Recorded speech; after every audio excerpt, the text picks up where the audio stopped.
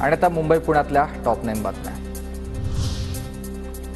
पुण्यात माणुसकीला काळीमा फासणारी घटना घडली आहे। प्रॉपर्टी हडपण्याच्या आणि चारित्र्याच्या संशयावरून पतीकडून पत्नीची हत्या व्हिडिओ देखील त्याने बनवून तो शेअर केलेला आहे। हत्येनंतर आरोपी पोलीस ठाण्यात हजर देखील झाला आहे। शिवाजी पार्कमध्ये धूळ रोखण्यासाठी गवताचा थर असणं आवश्यक आहे। आता आयआयटीचा हा अहवाल आलाय। बीएमसीनं घेतलाय आयआयटीचा सल्ला। मैदानातील लाल माती बदला, महाराष्ट्र प्रदूषण नियंत्रण मंडळाची सूचना।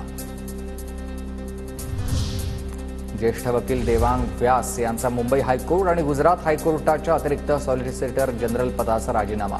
न्यायालयाचे अतिरिक्त जनरल म्हणून देवांग व्यास यांनी 12 वर्ष पाहिलं काम। मुंबई क्राईम पोलिसांकडून अफगाण देशामधील नागरिकाला अटक। मुंबईतील वडाळा परिसरात 2007 पासून हबीबुल्ला प्रांग नावाच्या व्यक्तीचं वास्तव्य। शिक्षा पूर्ण झाल्यानंतर नागरिकाला पुन्हा अफगाणिस्तानला पाठवलं जाईल। पुण्यात गुइलेन बॅरे सिंड्रोमची रुग्णसंख्या 59 वर। रुग्णांमध्ये 38 पुरुष आणि 21 महिलांचा समावेश आहे। तर गुइलेन बॅरे सिंड्रोमचे आता 12 रुग्ण व्हेंटिलेटरवर असल्याची माहिती मिळते आहे। छोटा राजांचा हस्तक। डीके रावला खंडणीच्या गुन्ह्यात अटक। हॉटेल व्यावसायिकाला खंडणीसाठी धमकावल्याच्या आरोपात अटक।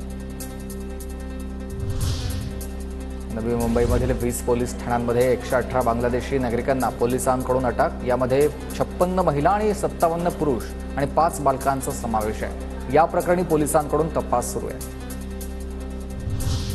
ठाण्यात बर्ड फ्लूचा शिरकाव। ठाण्यामध्ये बारामंगला परिसरातील कोंबड्यांना बर्ड फ्लूची लागण झाली आहे। पालिका प्रशासनाकडून कोपरीमध्ये चिकन विक्रीवर बंदी।